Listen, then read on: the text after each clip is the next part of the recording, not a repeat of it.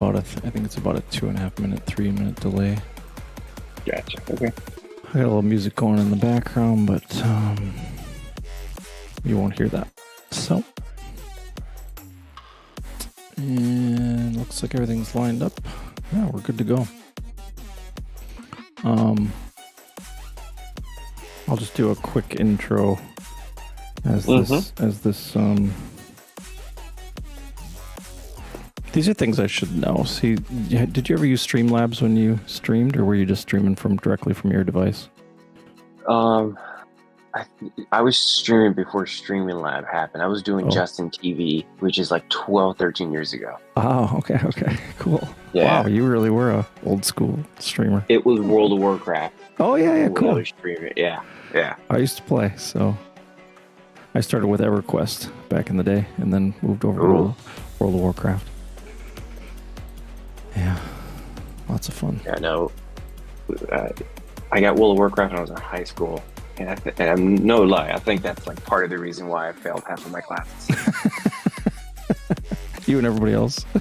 Yeah. Usually the case now with the college students. Now they have trouble making it to class because they got one more raid to do or something. No, now as an adult, it's blocking my calendar for 2 hours so I can go do Bach. Yeah, exactly. That's funny. Mm-hmm.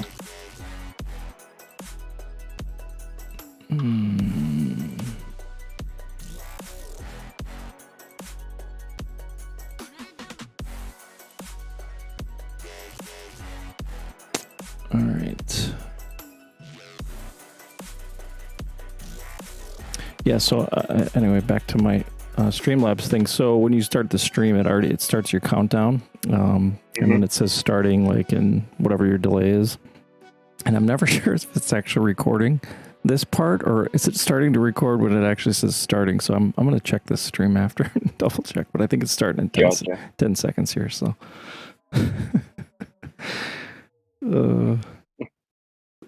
kill myself. All right, everybody. El Hefe here. Welcome to the stream. As you saw in the description tonight, we've got a special guest on stream. PorkMe has joined me. He's going to go through, had some questions. He came on stream, actually, one of our regular watchers of the stream. Checks out our streams for the Battlefields. I don't know if he's watched All Stars or not, but we'll get to that later. But basically, he came up with the idea, thought it'd be a good idea for content for himself, but as well for others, something he could help me out with, as well as help maybe some of our viewers out too. So yeah, I agreed to go through his keep, and I do this for Alliance members, friends. We do it for each other, just really to go through and talk things out and get some ideas on how we might improve our keeps, improve our gameplay, stuff like that. So I thought we'd do this with PorkMe tonight. He's going to be our guinea pig. So everybody, welcome PorkMe to the stream. You want to go ahead and introduce yourself? Let us know what server you're on and what you might want to go through tonight. We'll just take it from there. Yeah, no, my name's PorkMe. Forgive me for the name, but it's the name that stuck. We're server 1010. I am 2.7 billion and a keep of 37. I don't know how long I've been playing this game because when I first started, I kind of played it for a little bit and then I stopped and then it came back and then it just I got sucked into it. Yeah, you're into thousands though, so obviously it's not been that long. Maybe a year or less. I don't know. I think I'm hitting my 1 year anniversary soonish. Okay. Yeah. And server 1010 is pretty chill server, it's pretty calm, it's not a bubble or burn. We are the main PvP alliance in the server. We were the first ones to get Wonder 3. I think we placed high enough to get the PvP castle, so that's gonna be fun once we get it. Nice. I first wasn't in a PvE alliance and that was a lot of fun, but then I got introduced to PvP and then it reminded me of the old school gaming that I used to do, like we were talking about World of Warcraft. And now, like, I love the strategy behind it, so I just want to get better. Sure. So that's why I was like, hey, let me talk to Hefe and let's see what he can do to help me out. Yeah, for sure. So usually what I want to do, I think that's a good intro as far as your size, and your alliance size, if I remember, is about 25 Your 25 billion. 26.3. 26. Yeah, don't forget about that 1.3. That's probably another few keeps there. So yeah, 26.3. So a smaller alliance, but relatively speaking to your continent, you're on continent 4 or 5? 5. Okay, so the final continent there. So really, actually, a pretty big alliance for given your server age. Now, granted, there's a lot of guys that'll mega coin want to start on maybe old players starting on a newer server just to mega coin dominate, but for the most part you guys are probably relatively big to medium size for your continent, I would assume. Yeah, we are. We've hit some servers, some younger servers that have had higher keep levels and a bigger amount, but this last SVS, that's what happened. I think there was at least 10 keeps that were close to 4 billion plus, and we came out, on top. So that was a great win by the server. Yeah, strategy over size is always a good thing. So, well, that's good. So, and that kind of just talks a little bit about, the age of your server being like your alliance buffs, some of the basic things that come with that, subs, how many historic subs, how many. Just in general, how many sub events you've been through compared to the older servers. So you might not have as many of the gold sub Japs or Russians or whatever those subs you're looking for within your alliance, just because you haven't had the volume, that haven't been around as long as some of the other servers. So all those things play into it as well. But as far as an individual keep 37, are you pretty much, show me your server rank as far as like the size of your server and how that kind of breaks down. Let's see, where do I go for that? Ranking? Yeah, just your monarch power ranking. Yeah, so you're top 8, top 10. Yep, you're top 10 on your server. You got a big 5.1, a couple other guys. But those guys, yep, you got a number of guys in your server. Yeah, this is great. So a small, relatively speaking, to like our server, but again, it's such a different environment when you're talking C5 versus C1. So that's good to know. And then let's just check out your alliance, the alliance power ranking as well. Yeah, so you've even got one other alliance on there that's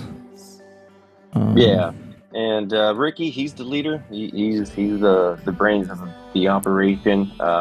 Moore, she's probably the third best here in our alliance. Ricky's probably second. Chess probably the first. He's probably the best right now that we have. Sure. He's a rally setter. He sets our rallies for us, and just overall amazing person. Pal, she's Mama Bear pretty much. She makes sure we're not running around doing bad things. She keeps us in line. And then DLs are silent but deadly killer. She ghosts.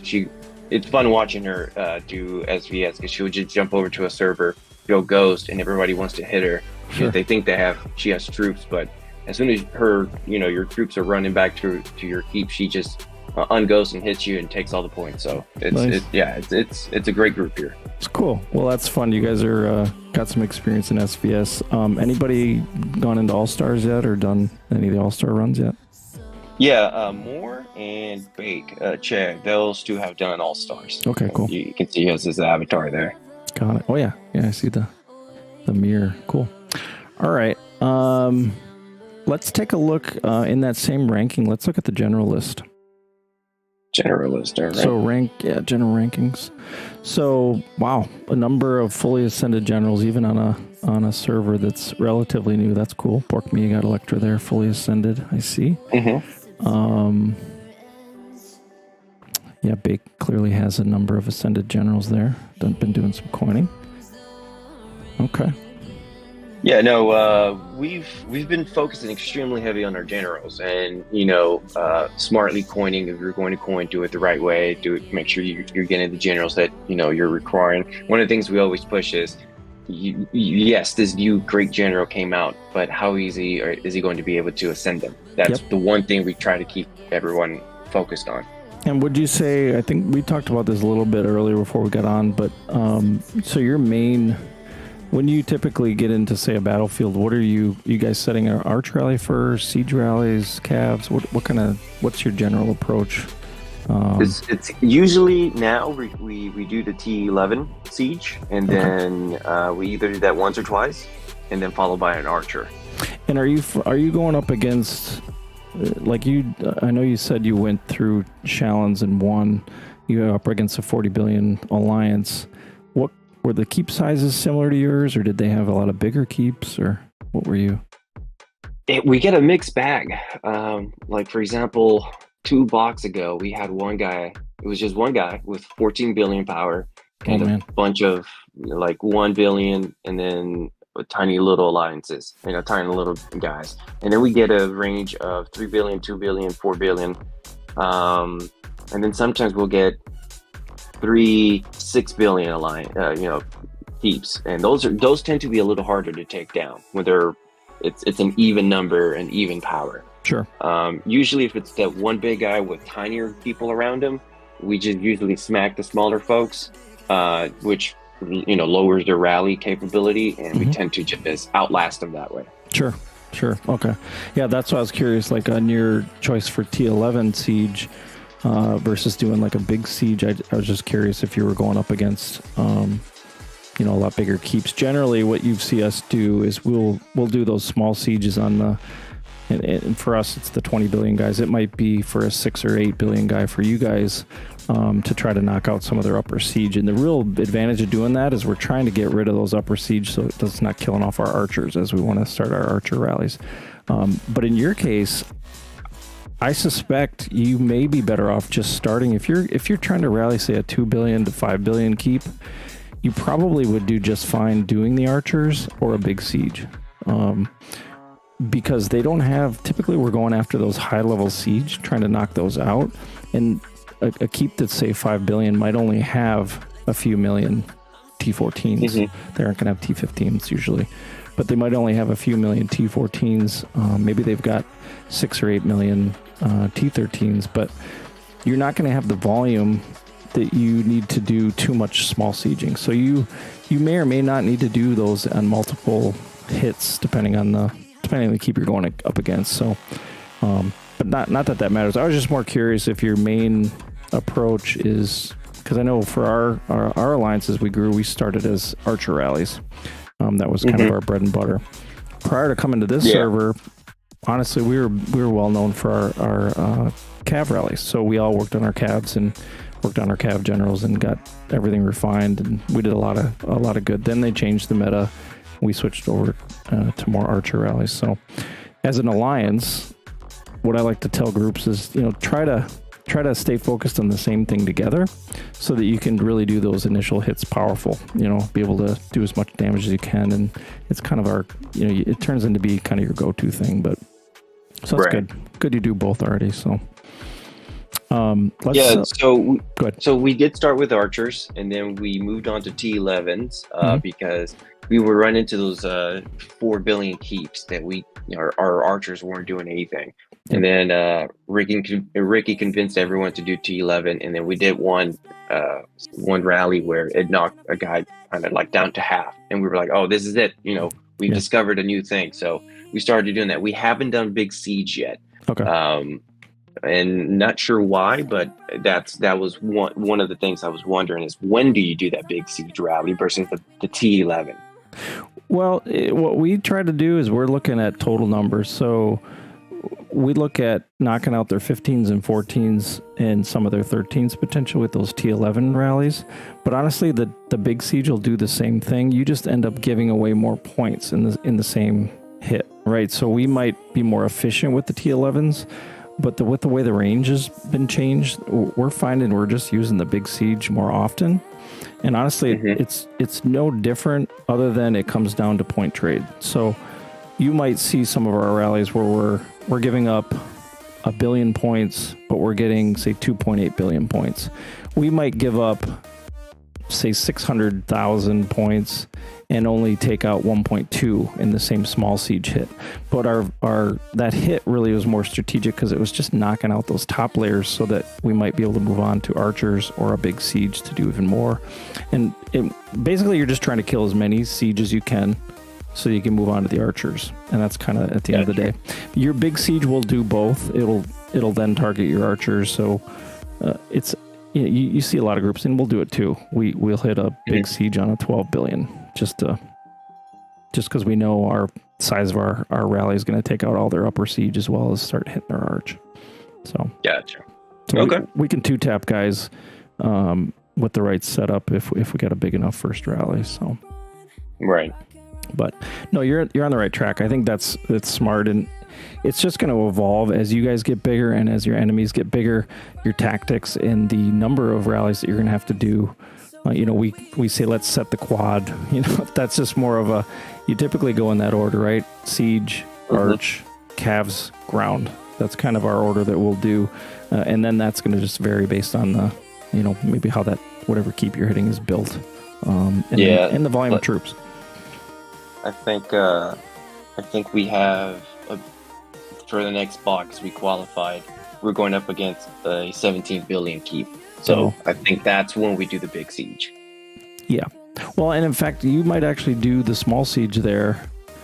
Just to be more efficient and use those troops, and then you might do 1 or 2 small sieges and then do a big siege, because then that big siege will be even more effective to take out more siege as well as archers. But if you do big siege first, depending on who you're up against, you might not do as well as that small siege. In fact, gotcha. Okay. On the point trade, why don't you pull up your siege general? I just want to take a look. Oh, he needs some loving, but hey. Sir Philip II. Philip, all right. And you've got a couple of Civ gear pieces here, 3. That's good. 4-starred. Okay. One of the things, pull up the pants and the helm. So one of the main things that you're going to see that you'll get the most benefit out of, and the reasoning is because it's difficult to debuff, is the siege HP. So one of the things that I focus on my wall, especially, is I've got additional siege HP on my dragon so that I can eat rallies better, because typically I'm going to be getting hit with siege. And so that long term, that's something you want to look to, but you got to think about the same thing when you're creating your siege general for attacking. And obviously everybody's going to refine these pieces with, the appropriate troop type, as well as, this is all going to be siege HP when you get it finalized, right? Right. But the key is to get these as high as you can. So as much as, because siege attack is the easiest thing for your opponent or the guy that's defending to debuff. So, again, if your siege is lasting longer in the battle, it can be doing more damage. It can get further into the layers and do more, gain more points. So that's a really underestimated thing that people, I think, don't think about enough. And it's more on the defending side, really, but I just wanted to point it out here as we're looking at your siege general.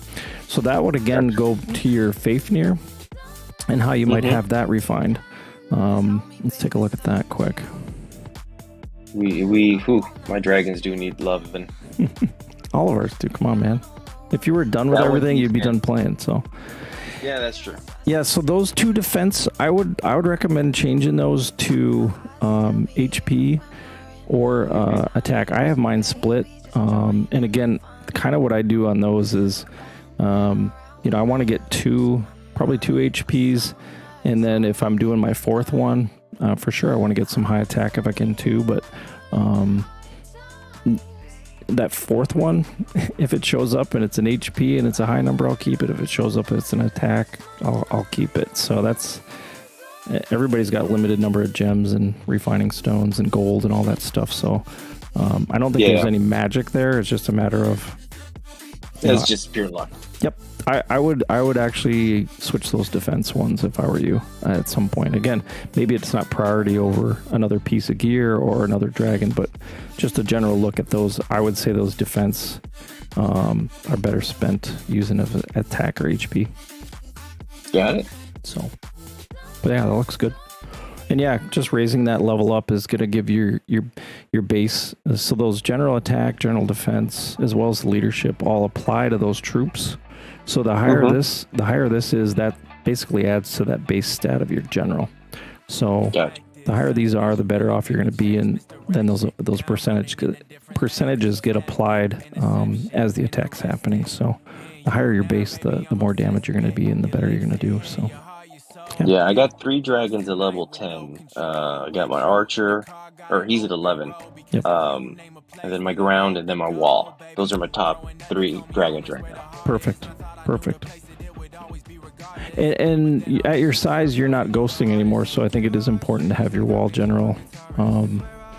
I was, for the longest time, nobody worked on their wall generals. We actually had all of our 4 attack. Actually, I would say only 3 attack generals were completed before we worked on the wall, because at that time everybody was ghosting so much. Gotcha. And so that kind of prioritized what generals to work on. So some of your folks that are smaller, they don't really need to focus on all the gear and all the refining for their wall general until they're getting to the point where they're making bigger troop numbers that they can't ghost. So anybody that's, I don't know what the magic number is for them, but maybe it's even under 1 billion, unless they're a T1 trap, probably doesn't need to prioritize getting the right ascended wall general and assistant until they're, like I said, until they're at the point where they might be making higher level troops and not being able to ghost. But at your size, 1 billion keep is pretty big at your sort of alliance size and the people you're facing. So it might not actually translate. It might be more 500 million guys or smaller guys that are starting to build up. That's how we kind of approached our generals and how to refine them and get them set up. But yeah, he looks good too. Marshall's your main, and then who's your assistant? Assistant is Leo the Third. Nice. Yeah, so you got a good setup for, especially at your size now. Archer and Siege are obviously great things to defend, getting those stronger troops in the range. Anything coming in, you're going to be able to do more damage quicker and be able to defend better. So that's good. And let's see here. And then my archer is Electra. She's fully ascended. When I first joined this game, we had the wheel, and I didn't know what I was doing and receiving, but I was able to get this Reaper set up. So I got her set with the 2-set bonus. This is not a bad weapon. It's better than what I can put on her right now. Right. So I got her set with this and the pair of pants for the two pair. I got the Albus helmet with the ring. Yep. Well, that's great. And what other civ gear do you have? Do you have any other range? Yeah, I got. Let me see. Do you have any Plantagenet gear? No, I don't have too much of it. Where'd it go? Where you at? There you go. So I only got 2 pieces of it. I can get the pants. I can get the pants today if I wanted to. With my issue is that since I have a weapon on her right now, I wasn't going for this bowl. I was going for my Cairo bowl for the wall general. Okay. Yeah, I think that's a good choice. At your size, you're going to be defending more, and that probably holds more value to keep you alive longer and save more troops for your rallies. So I think that's a good choice. One of my guys has a question. He says, does my general, so one of like my Electra, help in a rally that he sets? No. Gotcha. Your general fights for your troops. So now there's a lot of debate about. There's a lot of information, and we've done some testing over the years. May or may not have changed. I don't test these things regularly, but it used to be, and it still holds true. If you review your rallies, the order in which you join the rally really determines some of your points. People that join in early typically get more of the kills, and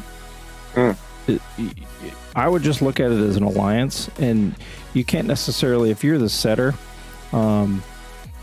you typically do better than the first and the second and the third. You'll see a drop off probably after the third and fourth, that it won't be as obvious. But if you look at the setter as well as the first person that got into the rally, they typically will get more of the kills. Now that's not always the case because of the variance and buffs, and but I'd say equivalent players that join at the same time, the person that joins sooner typically does more damage and gets more points.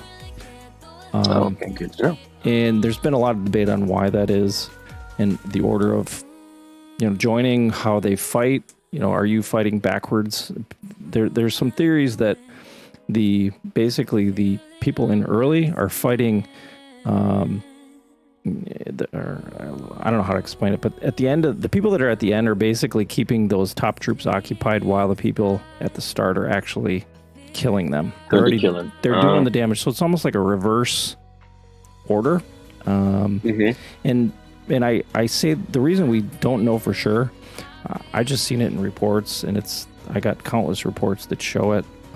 Lion and I typically, if I'm in the end of a rally, I will not do as well as some of the folks with lesser buffs than I do. And I've got the best buffs in our alliance, but I won't get the kills if I'm at the end of the rally. If I join late, you'll notice that on the reports.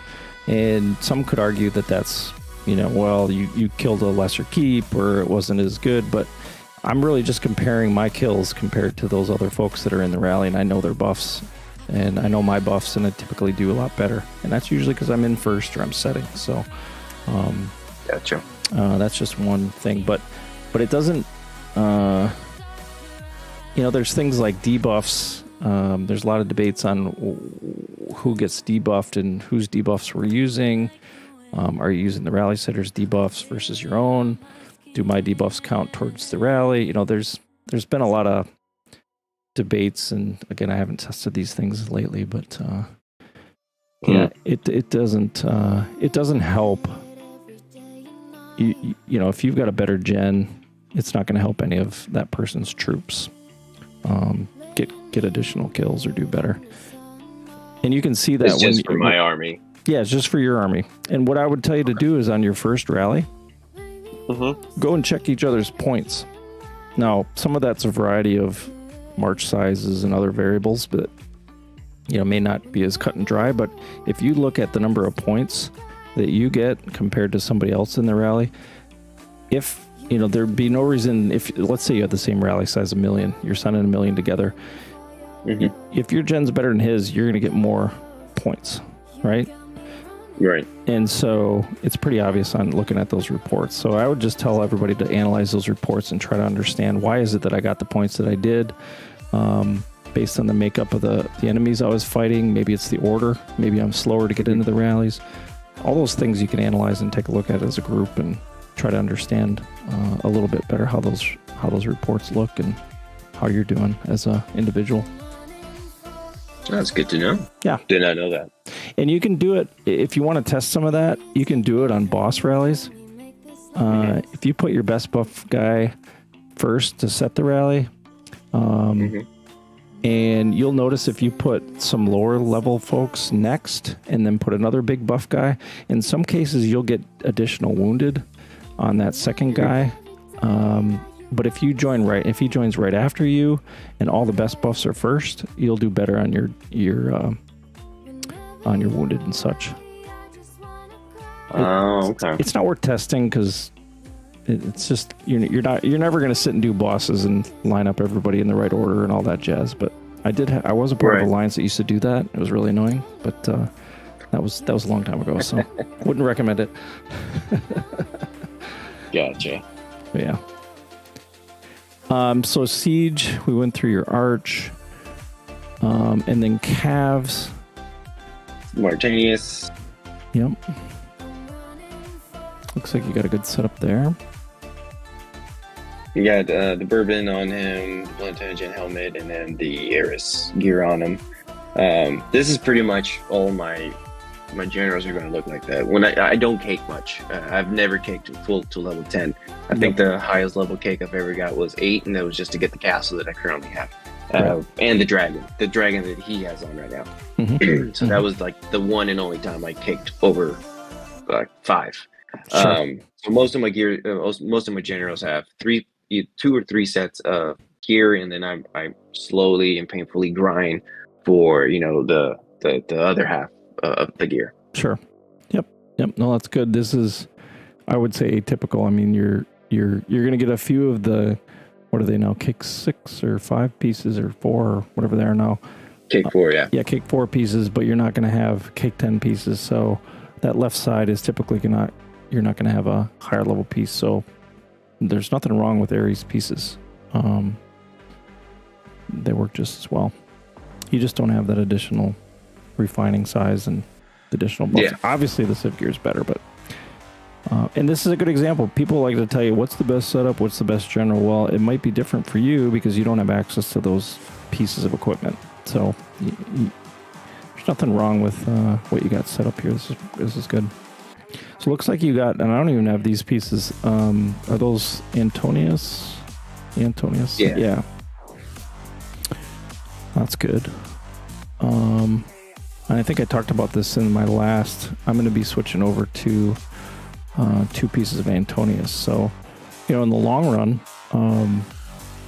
sort of end game with what's available right now, you've already got a couple of pieces that I'll be working on I don't have. So, that's good. And then for his dragon, so if you continue with the dragons, I have ground troop attack. I was told that that's wrong. That should be HP. No.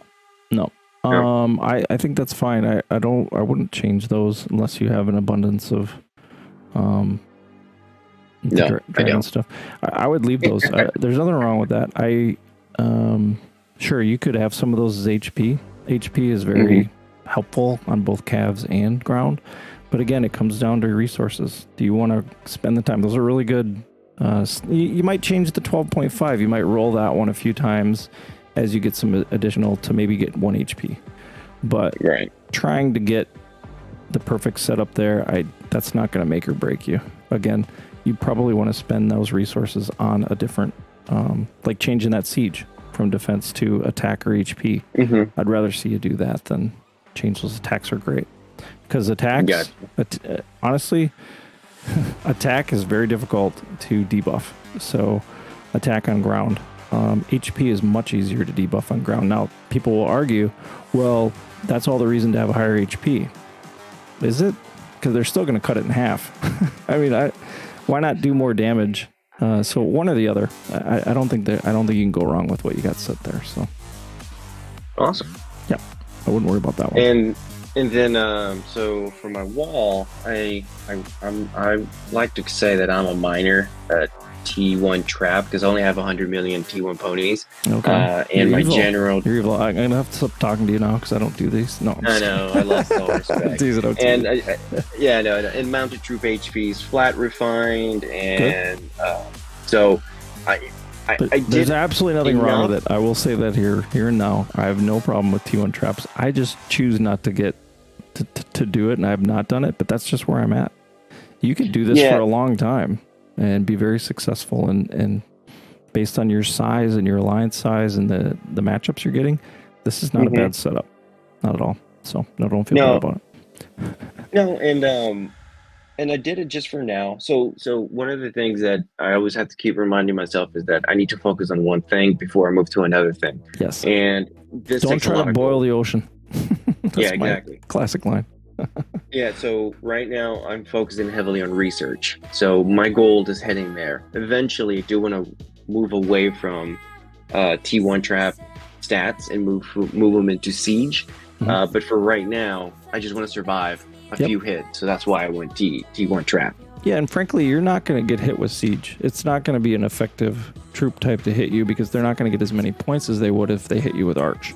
So this is perfect. Honestly, this will treat you well in the long run. There's even keeps my size that are going to Boudica and flat refines just for this very reason, so they don't get their T15s killed. So to say this is a waste is not the case. Okay. Yep, I would say it was a waste if you had those same refines on your Martinez gear. That to me is a waste. Right. But no, there's nothing wrong with what you got set up there. Okay, awesome. And then speaking of research, this is the research that I've done so far. Focusing on just mainly the PvP stuff and none of this Holy Palace stuff. We don't, I really don't use the Holy Palace that much. Yep. And I got it all the way down, so that's completed. So ground, range, all looks exactly the same, except for just reinforcing and siege. Usually siege is the first thing that I always level up. And now I'm just doing the final ones for caps. Awesome. Yeah, that's exactly the order. Now, I think you're probably, this is where I was asking earlier about what do you guys typically hit with in your range and your siege are kind of your main first hit in that's sort of your primary hits. So I think having those maxed out is probably more important than your ground, only because you're not using that as an offensive rally type. Now, this is just speaking about, your battlefields, your all-stars, your other things that you're going to be doing as a team. If you're the guy that does a lot of the solos and the cleanups, might be you want to prioritize that ground to do those ground clears at the end. When you've done your, if you hit them with your range rally and don't quite kill them, I suspect your ground is going to, clear them. So somebody in your alliance, it's always good to have a few of those guys that can have a strong ground march to kill those at the end. But no, that's great. That's great. Okay. And Lion is, him and I approached Cape 40 when it came out a little bit differently. And part of that was because I had more resources, more things I could do. He focused solely on research, and that has paid off for him in the long run. I was able to have more resources and build up, to get some of the buildings further along, and I was focused a little bit more on, I had some better generals, and I had some more, gear and stuff like that. So I could make up for it by the gear I had compared to what he had, but, we were pretty much neck and neck, and he didn't have to spend as much. So research is definitely something you want to prioritize. To the point where I wouldn't use resources to make troops anymore if you're stalled out on your research. Once your research is sort of maxed, I'd stop making troops and make sure you should always be keeping ahead of that military academy, trying to be able to get you more research out of your troops, because it's going to help you defend and going to help you do your attacks. So that's where I'm at right now. So that's as you can see, I got like 20 more things I got to research, and then I'm done with MA2, and I can push for MA3. But I was looking at my keep. I'm like, all right, this is where I stall out a little bit. I don't know if I need to finish this military research and then focus a little bit more on my defense and having the ability to run a few more rallies without having to heal. And then push for K38. Yeah, what you don't want to do is both. You know what I mean? Like you don't want to. My opinion is you get comfortable with the number of rallies you can do. If you're typically running out, and it would be nice to have maybe one more set of troops per type, or even just if you had enough troops to do additional arch or siege rallies, or like I said, those ground rallies. That's kind of up to you. The other thing you can do is modify your preset. So you may not have as strong. Like, is it better to have 10 really strong rallies or 15 that are, 80% as strong as they could be because you've now included maybe additional layers at T10 or T9s? You're still going to do damage with those lower levels, but clearly not as much as you would if you had, say, the 13s and the 12s higher. But again, it's about quality of rallies. So if you can have 15 quality rallies versus 10 really good ones or 8 really good ones, I would actually look to change your presets a little bit to modify that. And you might only do that for a short time while you're building up your keep and building up military academy, right? So it's just more of a short-term fix to basically extend your troops. I don't know. Gotcha. That's another way to look at it. But yeah, I think you're at the point where it looks like to me where you probably want to focus on your resources on keep upgrade and MA3. But what plays into that as well is, can you get oh no, that doesn't, forget about that. I was going off on I was going to start talking about victory column, but something different. That is close. I'm very close. I think I just need to move a dragon around and I can get 6 generals. Okay. That's good. Because right now it says I have 5. So I think my 6th general is going to be following. Nice. Yeah, this is a puzzle game. I know everybody talks about puzzles for Evany. This to me is the biggest puzzle in Evany, is how do you get your victory column open? What I've done in the past for this, and maybe you already know this, but I strip all my generals down, every single one of them. I take off all the dragons, everything. And then I restart my game and I say, okay, which generals are the highest base, base total? They might be 1.4, 1.6, 1.5 million. And then I start with the lowest dragon or the lowest creature, and I put it on the highest general. And I just work backwards and add those, things that are going to add power, right? And then I look at, what is the total power now? Well, let's add the best piece of gear. So you want to, you basically put that puzzle together and where all those pieces fit, and you might even do some refining to try to get that victory column up. I don't think it's this important, but you have to do a lot of things in some cases. If you don't have Cake 10 pieces, you don't have level 10 dragons, you don't have level 15 dragons, you don't even have maybe your monarch gear or your monarch level is low, so those generals can't be high enough to get them the high enough power to get over that threshold you need. But that's a real puzzle piece that everybody has a little different approach, a little different ability to get those victory columns open based on the gear they've got and stuff like that. So yeah, that's always a fun one. And that's the reason why we start playing these games, for the puzzle, right? Yeah, exactly. See, who says we don't have puzzles we're playing? Yeah. So this is the thing that I'm currently doing, and I'm not sure if this is right or wrong. So every single time I try to bring everything up. I'm working on Siege right now, and that's not a 2 million, but I try to get everything from T11 up to 2 million. And then I work on my bottom layers. And then once all that's done, I've reset again. I work from T14 all the way down to T11, and then I do my bottom layers, and then I start all over again. What's your the right thing? What's your 1 through 10 look like right now? What's the 1 through 10? So all my Siege should be at 1 million. All Sieges at 1 million, and everything's at 500,000. Okay.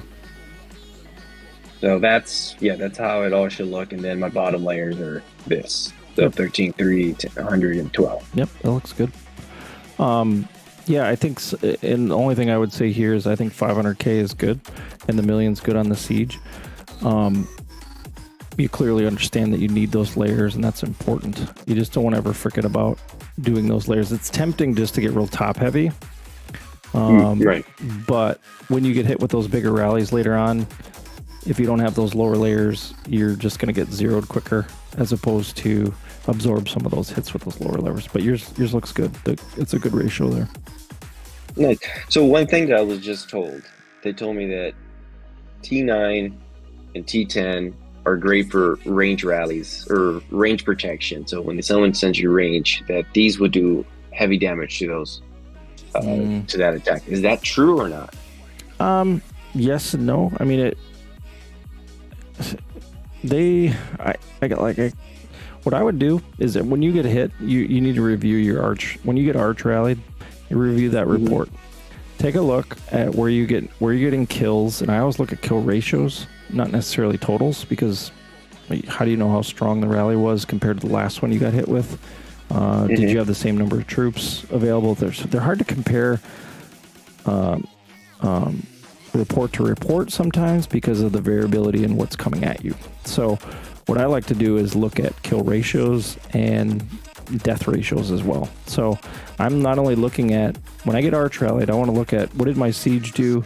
What did my archers do? How did, do I have a 1-to-1 kill ratio? Yeah, you can pull one of these up. She soloed me, and this hit hurt. Yeah, and she's only 412. See? Well, no, she was a big one, but she healed up her archer mount to hit me. Oh, got it. Let's see your buffs. Oh, buffs. Okay, yeah, 1790 compared to your. Yep. That's a good. She's got a good gen. And your debuff in 533. That's really good.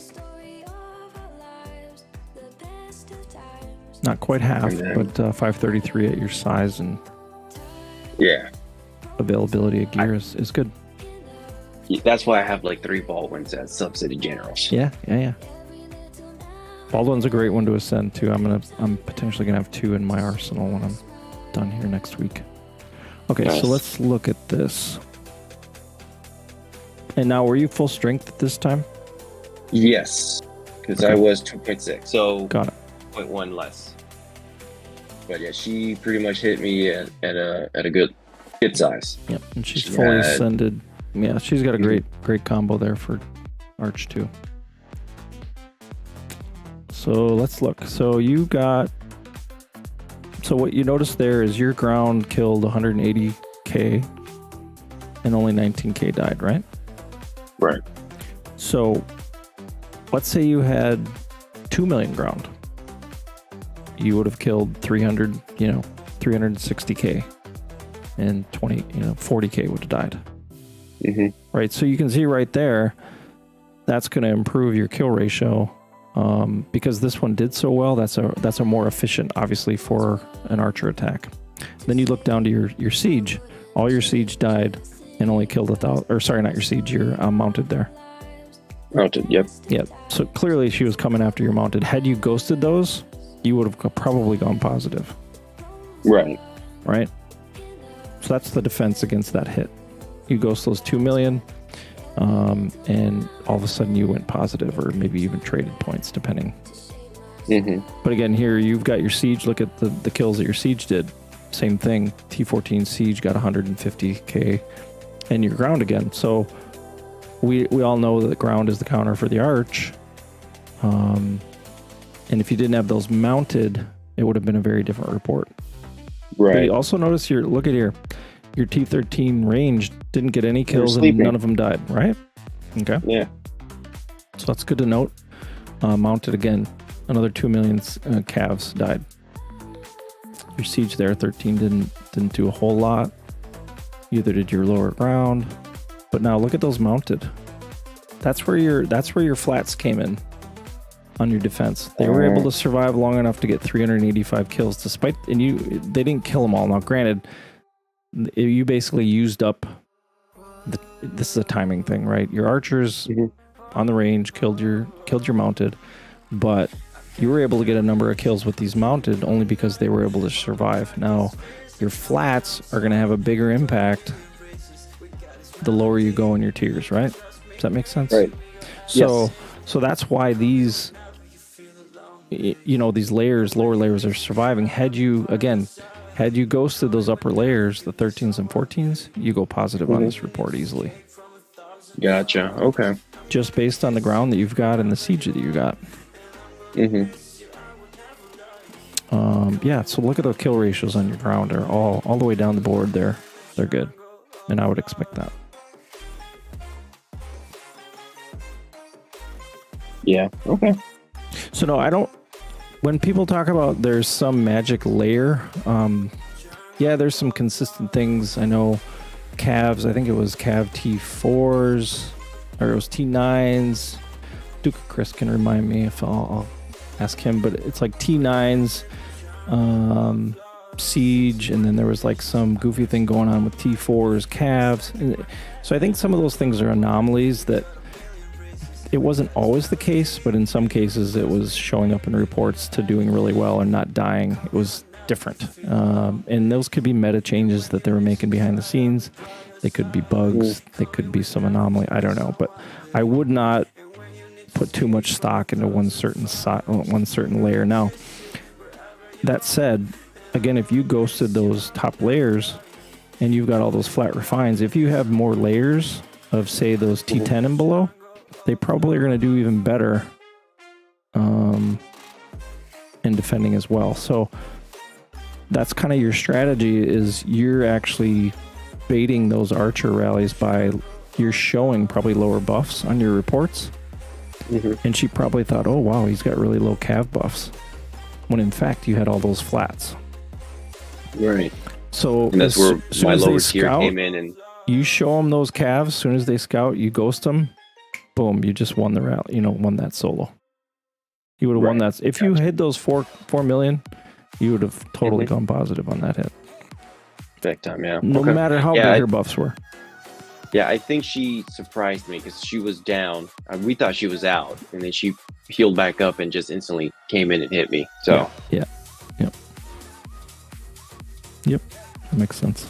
No, that's good. That's a good example of troops. So no, I like to keep them consistent, but you want to play to your strengths. And right now, your strength is your calves, because of the way you've got the T1s as well as the flat refines. So try to bait those. Make some more high level. I would say make higher level ground, and you're basically using that as your offensive troop, and you're protecting your calves with your flat refines. So, but those flat refines really aren't helping those T14s and 13s as much as they are. I would even argue down to your, say T10s down to T2s, right, or T1s for that matter. But you have the volume. You have more of a volume approach on your T1s, obviously, with 1 million or 100 million. So yeah, that looks good. So what's this one? This one was the last block, and this guy, I was surprised by this outcome, to tell the truth, because he's at 4.3. I am down low. I am down bad. Yep. But I came out of this way ahead. But he sent me his Calves. ponies. Yeah, he sent me his calves. I'm not sure why. Because you're 500, usually he'd be able to kill you. 1785, 1045. Let's see your debuffs too, just for... See, again, you're showing such low calves. He figured he could go head-to-head with your calves easily, as well as clear everything else out. But then we'll look at your troops and we'll see what happened. I had no range. That's the funny part. But my siege is, I believe, what did all the damage. Yeah, right there, that's your mounted. See that T13? That got all the kills. It's gonna go head to head with your mounted, because your ranged. Even look at those T12 ranged. They only got 38k kills. None of them died. Yeah, compared to the 219. Yeah. But again, let's scroll back up to the 12 skin. I just want to point one other thing out there. So you look at your mounted there. So the total troops is what, 360, 70? Yeah. So, if you had the same number of ranged troops, how many would you, if you had 300, so triple that, you would have killed 100k. You still did better with your your mounted troops than you would have with more T12 arch. And I think that's because of your setup. That's the way you've got your flat refines and your, basically your flat refines on mounted across the board on your wall. So, so scroll down here now through your 11s. There, he killed all your ground. Yep. But again, he's killing your ground, but you are, like there you're doing, again, your mounted is dying. So it's gonna, but notice it doesn't kill your ranged. Yeah, my range is sitting happily there. Yeah, because it's killing from afar. It's a timing thing, right? You're killing with your siege and your ranged, while your mounted and ground are tanking. And your ground is less effective against the mounted, but since your mounted is strong, it's also getting kills. So he made a bad choice. But then we're gonna look at the point differential. Let's look at his troops. His troops? Mm-hmm. All right, let's go. So notice how he sent 14s. Bad idea. What was that? Really bad idea. So even though they're a stronger troop, he's giving up 1.9 million. I'd never send this many mounted troops. Now, there is circumstances where I do, but especially at the 500 level, he wasn't getting as much benefit. He did get 6 million kills here, but you notice the troops that he was killing were a lot lower level than his 14s. So the point differential with where those 14s are worth versus your 10s, 9s, 8s, you're coming out ahead. So this is why the points were so skewed, because he sent too many 14s. Gotcha. What he did for he sent about 1 million, 13. So look at the kill ratio here. That's 4-1. You killed 4 to his 1. What's the 14s? Let me scroll back up there. So, and that's about 2-1, right? Dying to killed. But again, those higher level troops that he's sending, so he's got basically 3 million T13 to 14s that died. And that's why those points are so big. That's why I came out on top, yeah. Yep. And again, volume of troops. He can't send as many as you had home. And so all that flat refines that you've got on those calves were able to tank it as well as kill his mounted, despite the fact that he's got superior buffs. It was about troop volume at that point. Gotcha. So in order for me to make my keep just a little harder to hit, I should up my ground just a tiny bit more to just help protect those calves in case, what was it, Mama Borka tries to hit me again for this. Yeah. Just to even out the numbers more my way than her way. Yep. And so you might even consider, I don't want to make more 14s. I want to make more 11, 12s, and 13s because they're going to die when she hits you with, did she hit you with calves? No, she hit me with the arch. So they're gonna still help in that arch hit. They're gonna still tank and get more kills. But if you get cav hit like that guy did, and you're gonna lose those ground, you're just losing less points. So they're kind of dual purpose. But if you made more 14s and you got hit with the calves, it'd be more of a point trade. Right, so you lost 200 million, he lost 330. It had you had a bunch of more T14 ground there, the numbers would have been closer together, right? You would have had maybe 250 and he had 330, 330 or something. But if you had 12s and 13s and or even 10s, 11s, 12s, you'd still tank. You'd still lose those troops, but again, you're just keeping those troops busy while other troops are killing them, which would have been your calves. Right. So, and I've never thought about point trading with layers. So pretty much, make sure if I've heard you correct, is it's not a bad idea to up those lower tiers so they can die.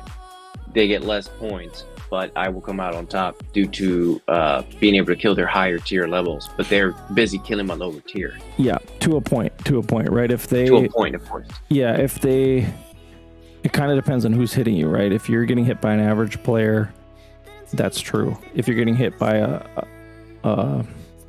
it's a real fine line between getting cleared and defending, and point wise, and that's kind of why sometimes, I used to say to myself, "Oh, I'm getting arch, I'm getting siege rallied. I think I'm gonna ghost my T15s because I don't want to lose these points."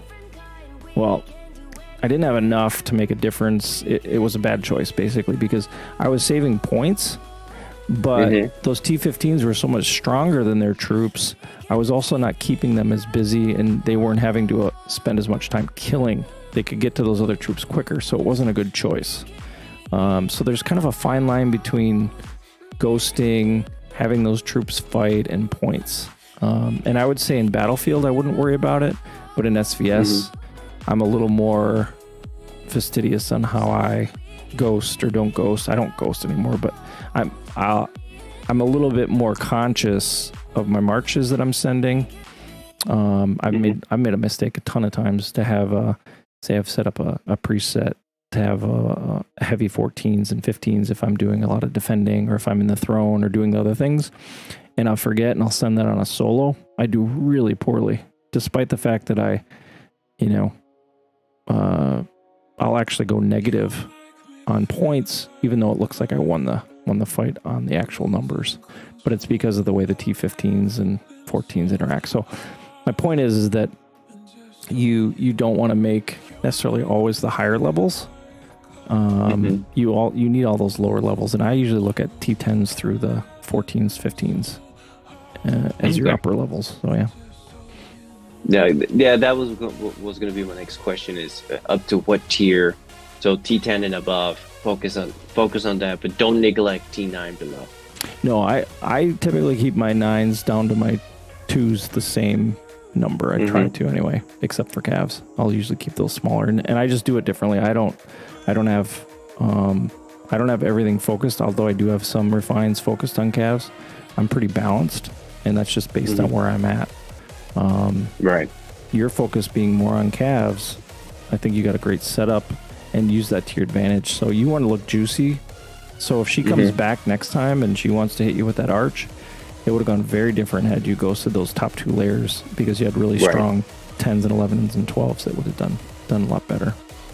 Gotcha. Okay, good to know. Yep. And then if you want to see one of our rallies that we did, we took this 2.4 down.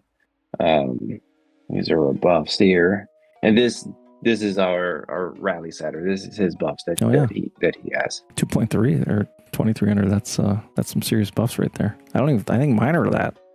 Jesus, this guy's. Does he want to come play with us?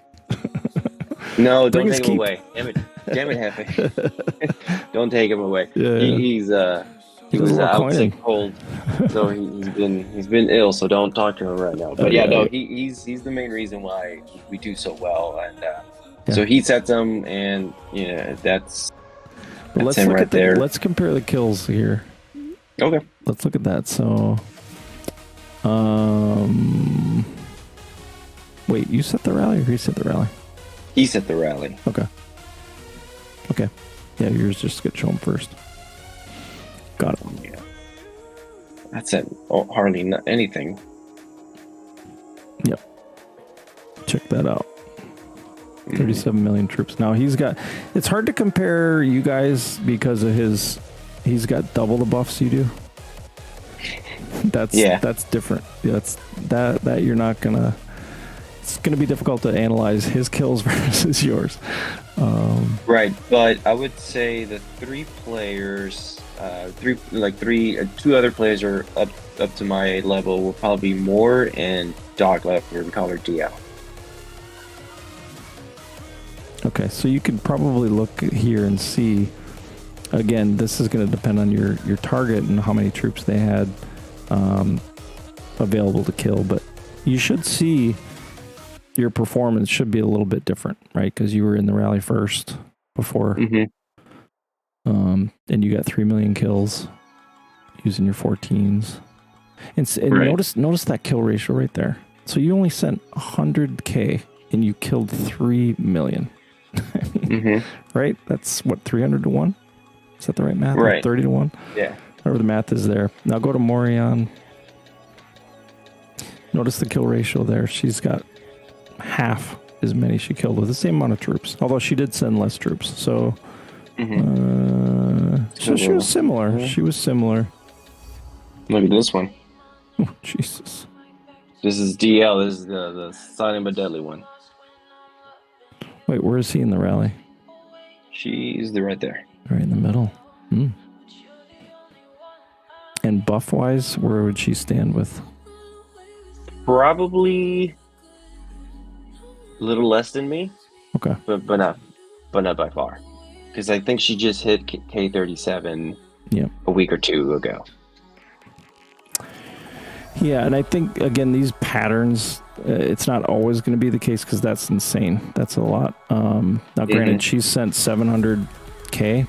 I wouldn't recommend setting up your preset that way, but in this case, based on who you were hitting, it clearly did really well. But I think it's similar kill ratio that you had, because if you multiply yours by 10, wasn't it? Yeah, you had basically the same kill ratio. But I've never thought about looking at this as a kill ratio, so that's extremely interesting point. Yeah, people look at like total kills and it doesn't mean anything. You got to look at how many did you send versus the other person? What are their buffs versus yours? What are the variables? At some point the troops died and they're dead and you can't kill them. She's killed them. So, I mean, that's why the available troops to kill, the further you get down and you're joining the rally, change. I couldn't tell you the exact formula because they won't release it, but just trends is what you want to look for. But yeah, that's the kill ratio thing is, I think, an important look. And she got lucky here, in my opinion, because of, although she didn't, like if she would have done that same hit in SVS, I bet you, she probably went positive killing 23 million troops, but her performance, had she sent that same amount of T13s, I bet you she would have done much better in SVS. Battlefield, She got points for those troops dying as well as killing all those troops. I think if you looked at your in SVS, if you looked at your positive and negative points, you would have come out better than her. Again, on a ratio level, not maybe on a total level, but on a ratio level. Right. Ratio level. Plus minus. Yep. Efficiency is really what we're talking about, not right. But sometimes you just want to slam into them and kill them, and so you need those higher level troops to have the strength to last to kill them. So that's what I'm talking about. Like solos, when I'm clearing 2.5 billion keep with a ground solo, I need 15s. I'm going to lose them, right? But the idea is I've killed 2.6 billion and I've lost 500 million. Gotcha. It's all about the point trade and the difference between points. Battlefield, again, dead troops are points for you as well as living troops. Efficiency, you want to you don't want to kill off your high layers because you can't defend as well. That's the other reason not to put them in your presets. So if you're sending that kind of level layer troop on at your size, you're going to be defending really poorly really quickly because you've now just depleted your high level troops that aren't going to be able to defend. Right. So okay. Yeah, and this is when we hit the 4.6 billion keep. And what did we send? We send range. Yep. So now scroll up. So you lost 800. So you lost 1 million and went 1.3 positive. That's good. That's a good hit. But now notice you killed 122 million troops. All right. So what do you assume happened there? You killed all his calves, right? Most likely. And I would assume you moved on to killing some of the ground and some of the ranged. But we'll look at that. All right. So you want to see buffs? Sure. Yeah. There's those arch buffs. I've already seen those. He's a beast. Yeah, he's a beast. I'm sure he's laughing right now that you called him a beast. He is. He's a beast. Hey, it's all relative, right? If you're... All right, so... Yeah, again, you got a lot of 14s you sent. Right. So now I'm thinking I need to switch it up. Maybe do a little bit more 13s and 12s. Try and lower my 14s a little bit. Try it. Okay. Yeah, I would definitely... my presets, even at my size, I'm sending... I think I send 50 to 100K T15s. I send maybe 250 to 500 T14s. And again, my march size is, keep in mind, my march size is 4.5 million. So yeah, double mine. Yeah, so cut all that in half, right? So you might only send 50K and 50K T14s, but then at the 13, they're going to do 13s and 12s are really your workhorse. Right there, you look at your kill ratio. Yeah. You did 10 to 1. And that one you did a little better than 10 to 1. So had you sent 1 million T12s and 1 million T13s, that would have been way better. Big difference. Yeah. Now, you can argue those 14s are,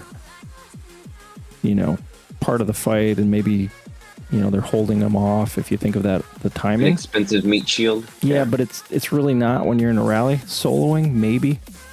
You can argue those higher level troops, that argument holds, but in a rally, it's about troop volume. And you're getting your troop volume because of the rally size you're sending. Right. So. Oh, this is a small rally. Yeah, that's pretty small. But effective. Yeah. So he sent 1 billion, 14, and took out 8. But it's 13 and 12. Yeah, look at that. Yeah, look at that 12. Insane, isn't it? Yeah. Now, granted, those could be lower level calves and all his lower level layers. That's fine. But the purpose of that arch rally was to kill his calves, right? So that you could send your ground follow and probably clear him, or do really well. Right. Because you're going to kill all his ground and you're going to kill all his archers. And yeah, look, yeah.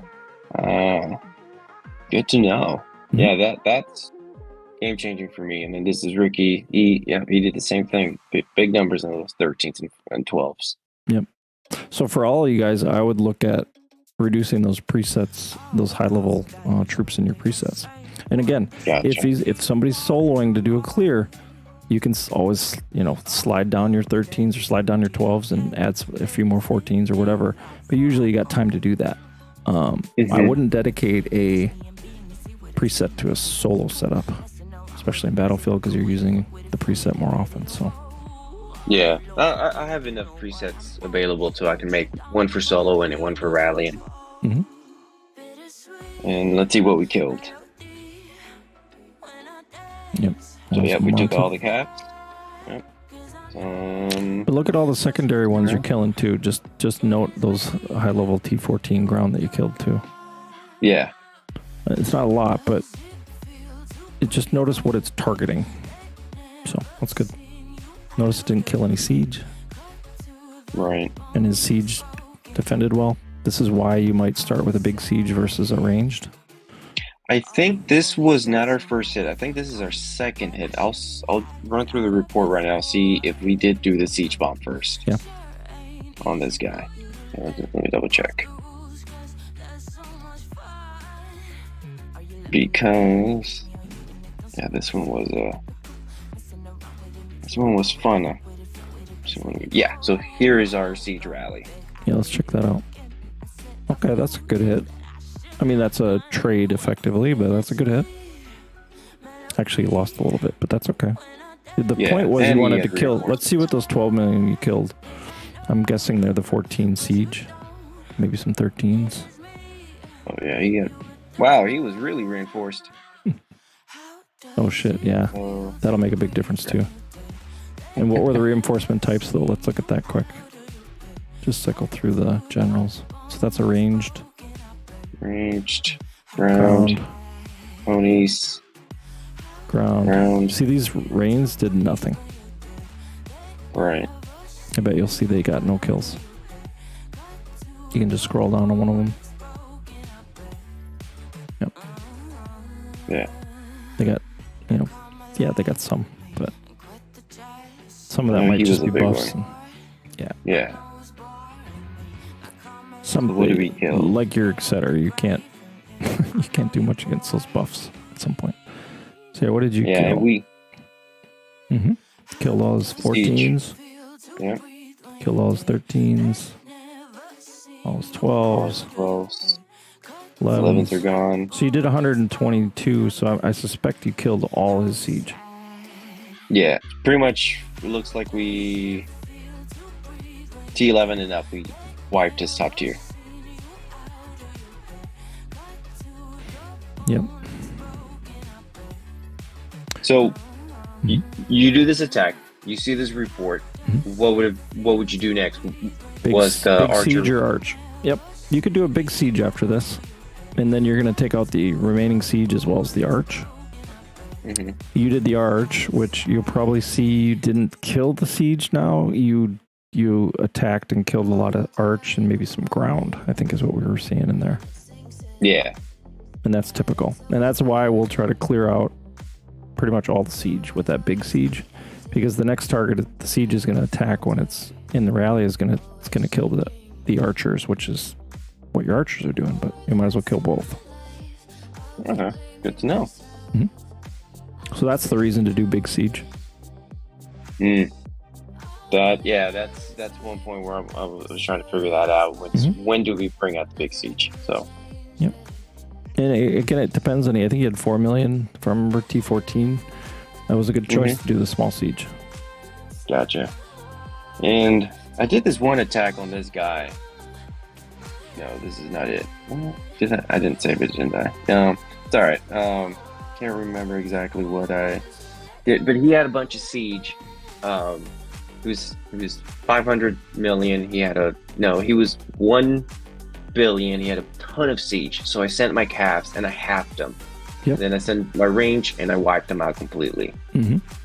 So when you see a key with more siege than anything else, is sending calves the correct thing to do? As long as he doesn't have ranged. Right. Yep. So you want to look at your first counter to calves is going to be ranged. If he doesn't have a lot of ranged, calves is a great choice. It'll destroy siege. Gotcha. So it's always about what they've got to defend first, not necessarily the other stuff, because That's why you see when we do like a siege and then an arch, and we get them down to 2.5. Well, their siege is dead, their archers are dead. So when I send that ground, and their calves are dead.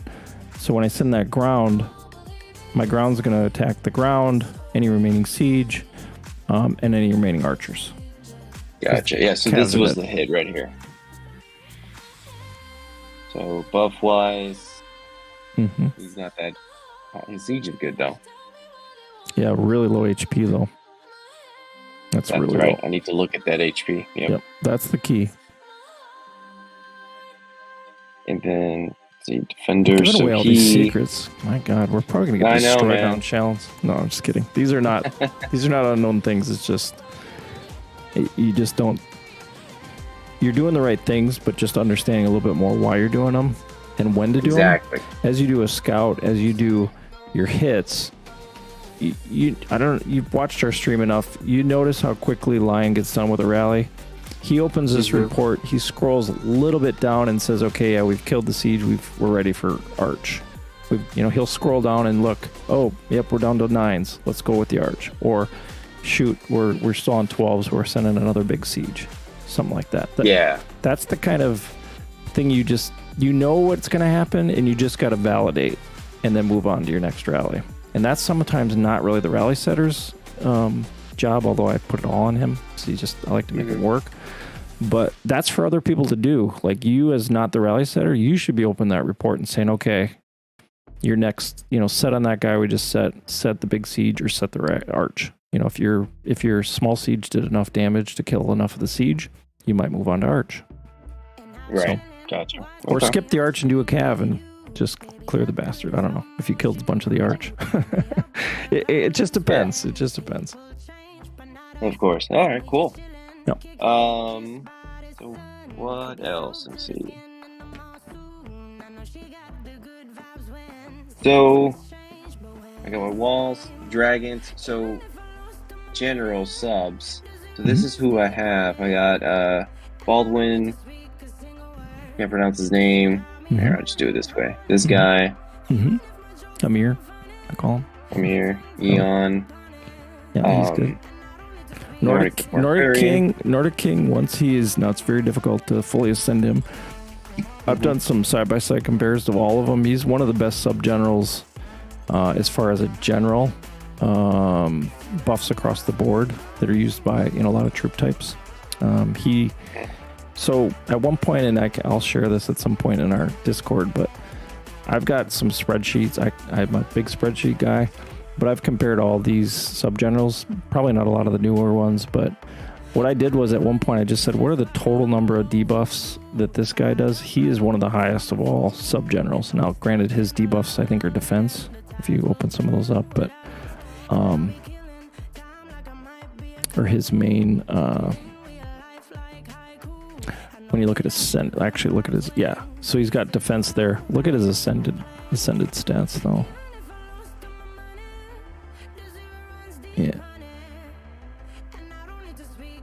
Mounted attract. So you see the variety of things he's debuffing there, and go back out to his ascended. So click on his main skill.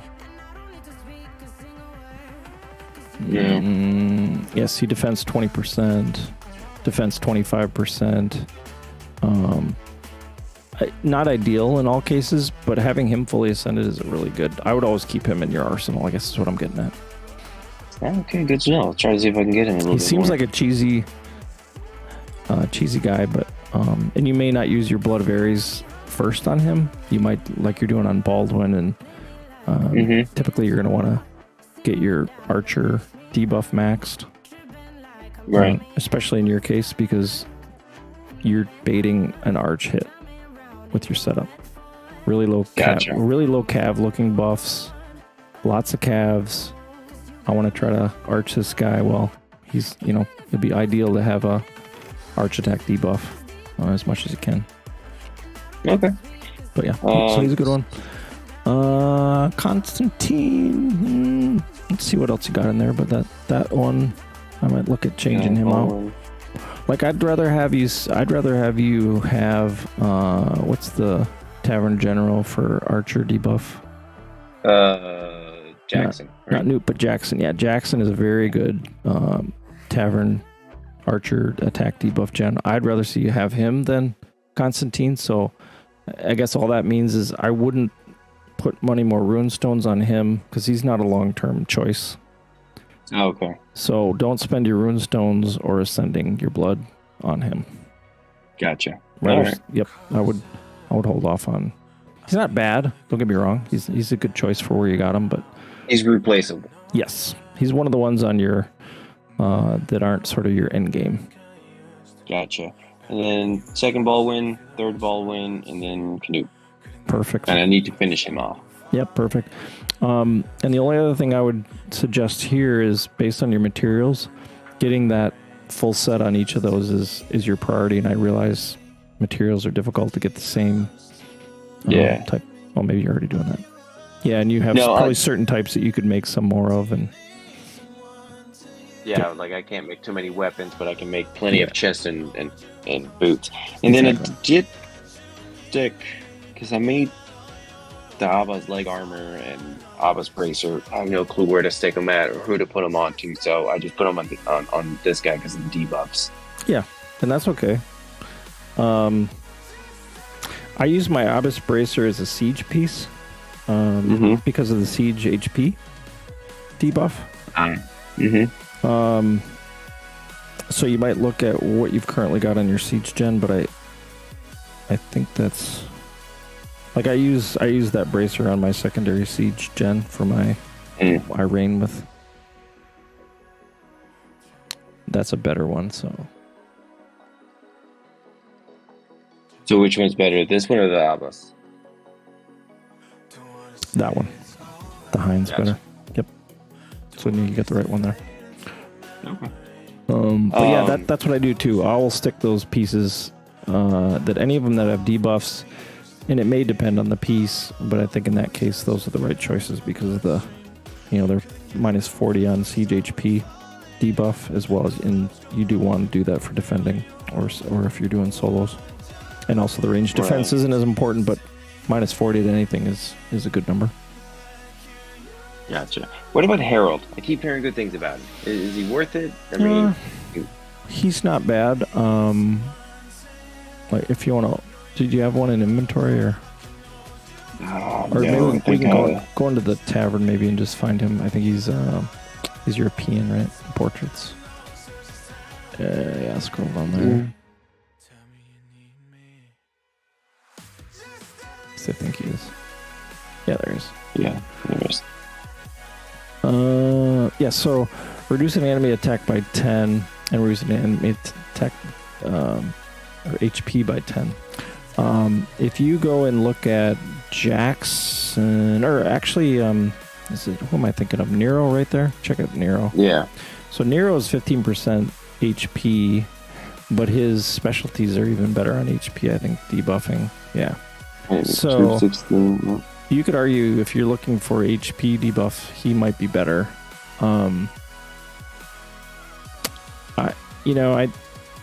I think because his stats are only minus 10, I think this is the reason I don't choose him, because I think you get enough debuffs on things like HP from the pieces that you're going to put on him, not necessarily the skills.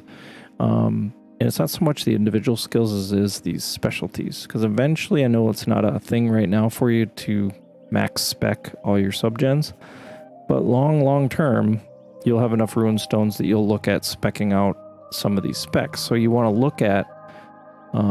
you might make the choices later to switch him out. So like I said, he's not a bad one for now. But I think there's better choices. Again, I'd put another Jackson on before I'd put Harold on. Okay, I'll put on. Yeah, I know I got Jackson, and then I keep getting this guy too. Yeah, David Fago. Yeah. Or Farragut, I guess it is. Yeah, he's not bad, but Siege Machine attack, range and Siege Machine, those are the easiest things to debuff are your Siege Machine attack.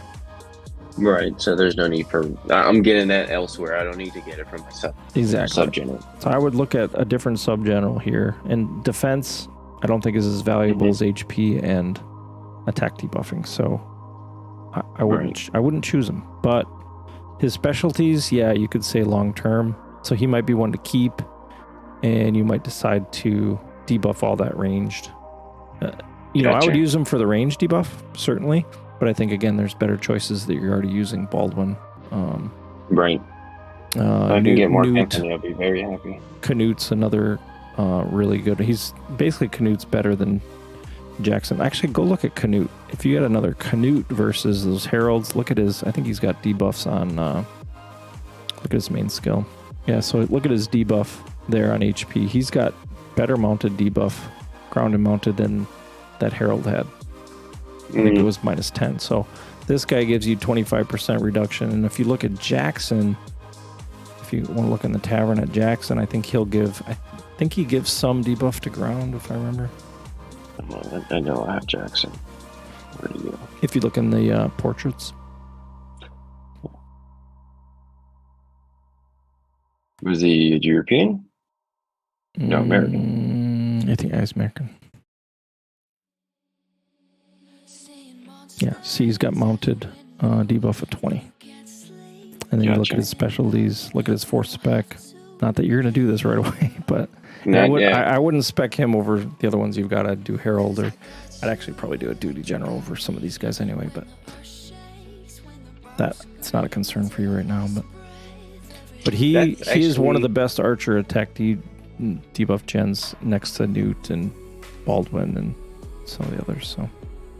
Gotcha. So that's actually another question that I have, because I'm running into a problem where this guy, I need 25 more pieces. No, yes, right? Correct. 26 more pieces to get his 5th star. It's 150. You need 5. You need 5 total, so you need 4 here. I think you got enough. Do I? No, you need 5 total. Yeah, so I need 25 more fragments. Yep. Yeah, so I got to get that. And then my wall general, I think I need 2 more to be able to get that next.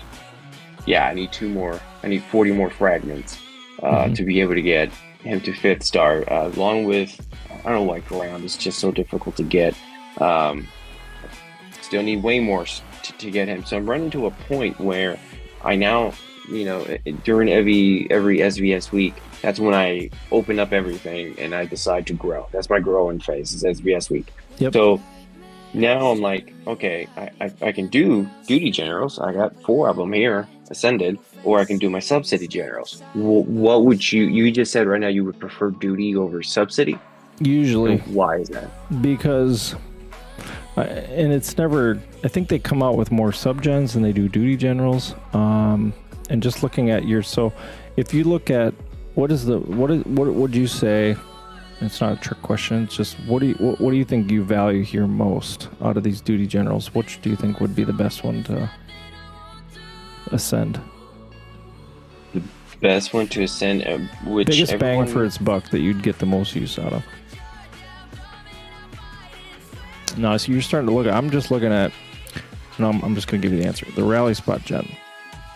Check out him. So if you go to his 4th spec, and you see every time you send a rally, you're sending more troops. You're stronger in every rally. You're better for your team. You're better for yourself on points. So rally general is usually one you want to do, I would say, first. Okay. You also look at the ascending stats on him. Now, keeping in mind, he comes out of the tavern. Right. This guy is a key one that I would do sooner than later. He was the first one I did full spec a while ago, but you got to think about, you're increasing your power not only for bosses, but for every rally you're doing in battlefields, for every solo you're doing, you're able to send a more powerful rally. And eventually, the buffs are good, but I do well. I don't have 3,000 buffs like some of those guys, but I do really well against them because of troop volume. They obviously have troop volume and all those things too, but my point is that troop volume is actually more important. And if you compare it a little bit to bosses, and I don't like to go back to bosses versus PvP, but when you look at world boss as a standard, the more troops you send, you get higher points, right? If you you plateau a little bit on buffs, and there's plateaus that you'll see as you go up, you might have to increase another 10% instead of earlier on you were getting bigger hits with 5%. That it basically kind of it levels off how much damage you're doing. But the more troops you can send, utilize that buff more. So I guess what my point is that your rally size is really important. Second to your buffs. Gotcha. Yep. The other thing to think about is your construction as well as your research. Those are other duty generals that where you are in your research, by the time you get to MA 4 and 5, you probably want to get, and again, he's another tavern general, you probably want to get him up. And this is where you'd look at that spec. Fourth one. Yeah. So, but isn't his second? No. Second one is gold production speed and velocity. Production There's speed. third. Yeah, third one. So third and fourth are the ones that are going to add to research. But again, would you rather spend those on your attack gens? Probably. But Right. this is why these specs are more important, I think, than subgens. I don't have many of my subgens. Let me pull them up here.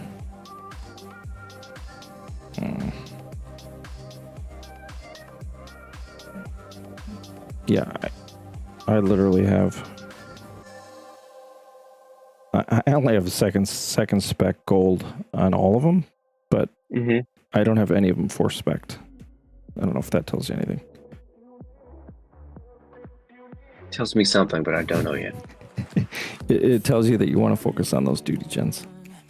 Oh yeah. Okay. I've got 1, 2, 3, 4. I got 4 full spec duty gens. Okay. Okay, that's really good because now that points me at. I look at my military generals. If I can get them better, great. If not, second in line is going to be my duty. Get them up to spec, and then if military duty are not good, then I look at my subsidy. Yep. I think that's the way I did it. And there's, obviously there's other ways to do things. If you're a big solo guy and you're constantly in need of those additional buffs and debuffs, you might want to do your subgens. So I'm not saying there's always a case to always do duty, but I would argue that the duty generals change less than the subgens, and there's less options on the duty gens. Yeah, they did come out with some of the new duty generals for the various troop types, and those are. But how difficult are they to get? That's to ascend and do all those other things, right? So that's why I said we call him the beer can guy. Looks like he's got a helmet on. He's got those beer can things where Toyotomi. Looks like he's. Oh yeah, I don't have beer can helmet. Yeah, you got him. Yeah, he's one of the easier ones to get, more fragments for, because he comes out of the tavern, as well as your academy general. Now there's a different academy general you can get, but to be able to fully ascend him is very difficult compared to getting Mundiak. Yeah, I got lucky that I got this guy, so I was able to ascend him. He's a great general. Yeah. But now looking at my hospital guy, I need to give him a star. That 15 HP defense is great. I'm missing it. Yep. Send it for me right there to take. I think he's in the tavern too. But notice here too, why are you adding those first 2 specs, runestones? Because I was young and dumb. Okay. That's good. Because really, I think on all of them, it's just the 3rd spec you've got to do on all duty gens. And so I think it's 2nd for subgens and 3rd for the duty gens. Let's see. Yeah, 2nd's enemy. Yeah. And again, I didn't apply any until you got enough to full spec Baldwin. I don't know that you need to apply those 1st and 3rd specs to your subgen. Gotcha. Because you're not getting any benefit from that. So those actual buffs are only fighting for the number of troops you've got in that sub. So I wouldn't apply any more until you're ready, because you'll notice you'll just build up a ton of them. And at the time where you get enough that you've decided you want to full spec your Baldwin, you'll have plenty of 1s and 3s. Gotcha. You know what I'm saying? Yep. And the same goes for your duty gens. You really only have to do, like right now, my Scandiberg, the hospital guy, I think I only have the 3rd spec gold. The other ones I haven't added anything to them. I know you were young and dumb here, but just because you got them sitting there and you clearly already know this, I wouldn't apply them. Because when you might get a new, the latest and greatest siege gen shows up, and you decide, I want to spec them. Well, you got to have all those 1s, 2s, and 3s as well as the 4s. And I've already wasted them. Yep. So you've already learned that lesson. We all learned that lesson. Yeah, we do. Hence, I'm a hoarder to the day. So what about this guy? This guy doesn't seem to have mounted training speed and mounted troop training capacity. Okay, got it. Okay. And there's only 2 on those that apply ever to as a duty gen. Mm-hmm. The last 2. 3rd and the 4th. Yeah. Yep. Gotcha. Awesome. Yep, and even that one, there's new ones out there for them.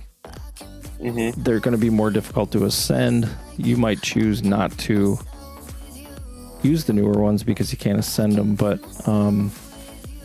if like these guys, you don't have them ascended at all. If you were to get a new one, one of the new ones, the base buffs are a little bit better on the base skill. So you probably wouldn't leave this one on there. Like this, since this one's not ascended, you might get the Cav guy and stick him on there.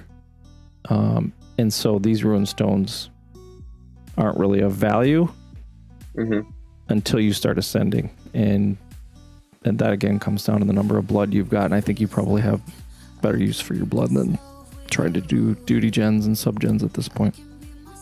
Right.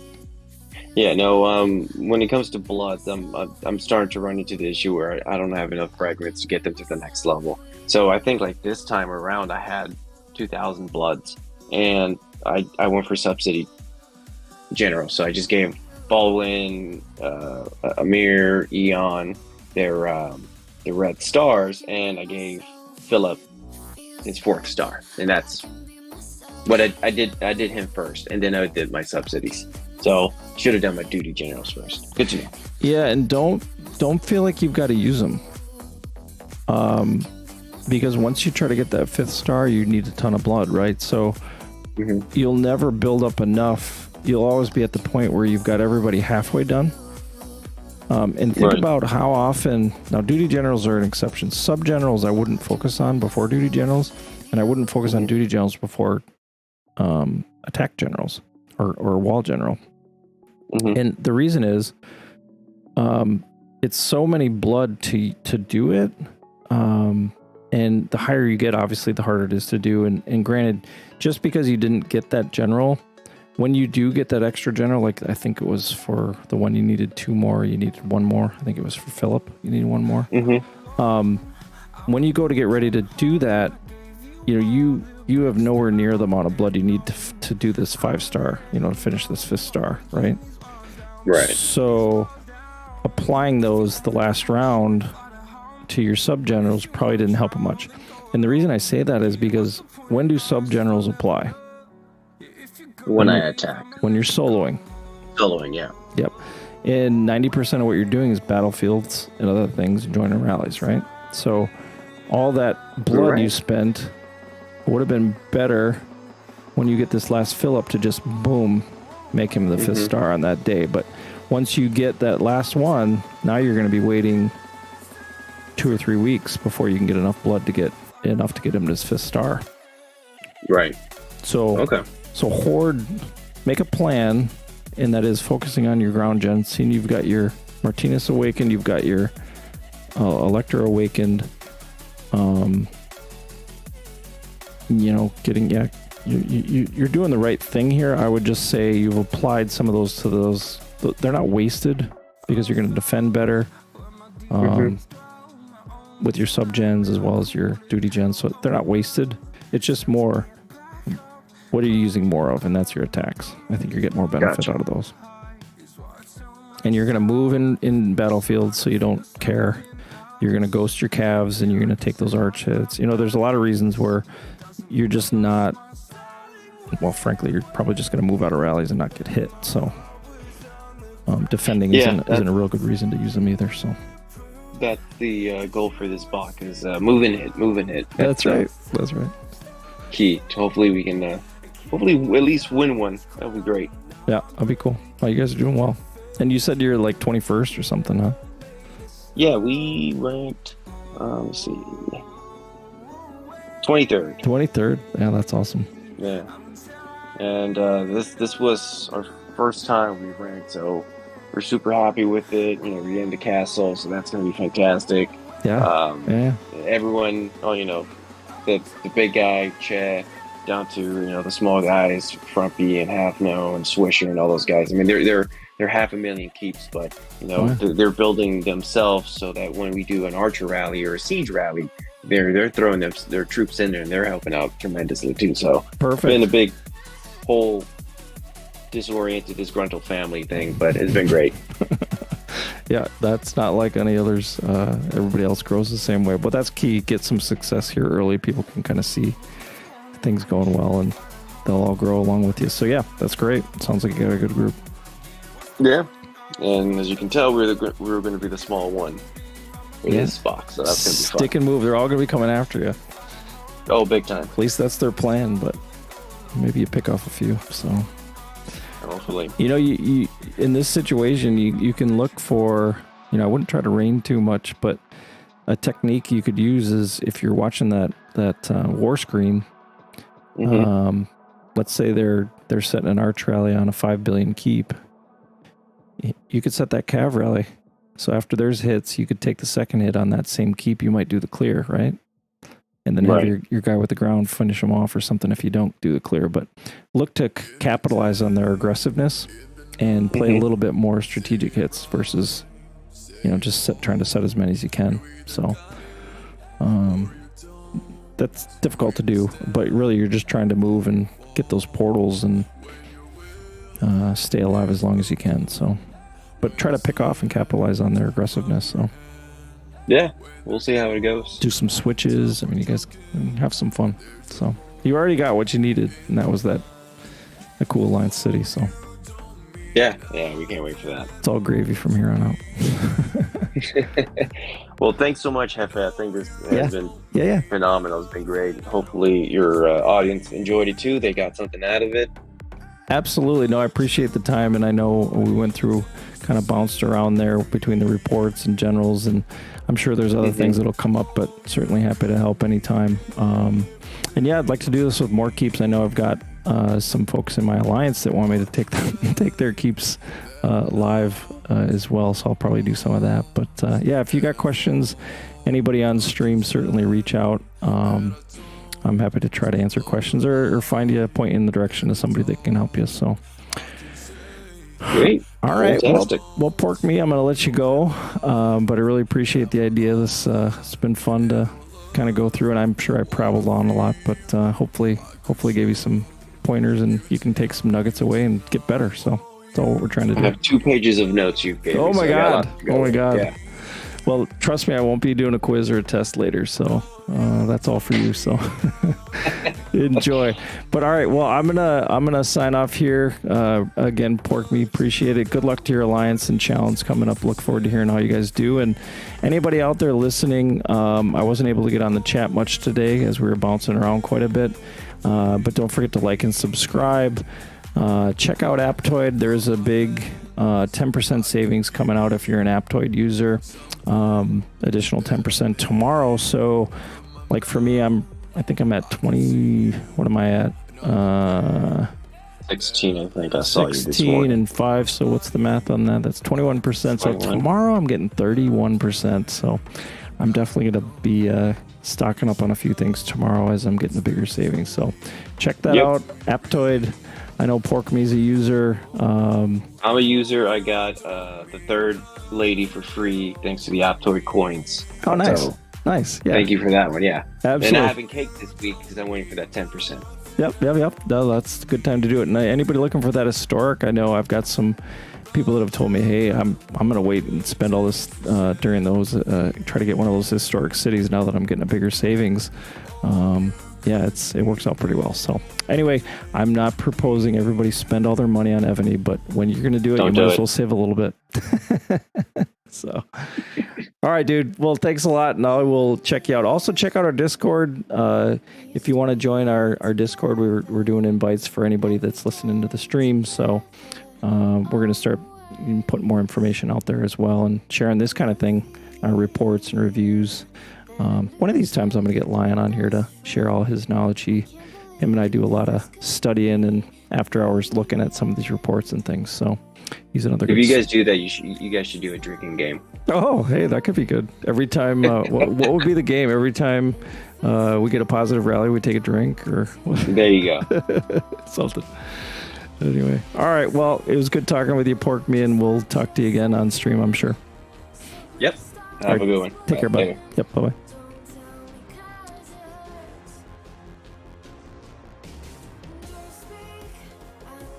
All right. Well, that's PorkMe signed off there. So I just want to thank him again. Great idea coming on stream. Big shout out to him and his alliance for the next challenge. Looking forward to seeing how they're doing. I know we're all preparing for challenge, and there's a lot going into it. I know I'm starting to look at my keep. What are the things I need to do? I know it's a little too late to be feeding my dragons, but I'm always trying to do that. But yeah, so review your keeps. You got questions, hit me up. And that's about all I got for tonight. I'm going to sign off myself. So get back to doing some of these pans. So anyway, I will talk to you guys on the next one.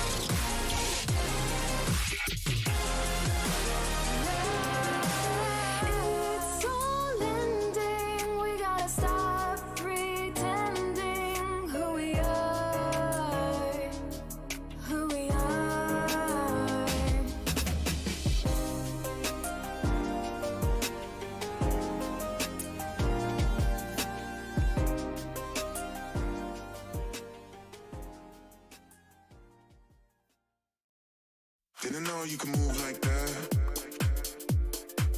All night get down like that. Didn't know you can hang like that. Turn up, get ill like that. Didn't know you would chill like that. Like that, like that, like that, like that, like that, like that, like that.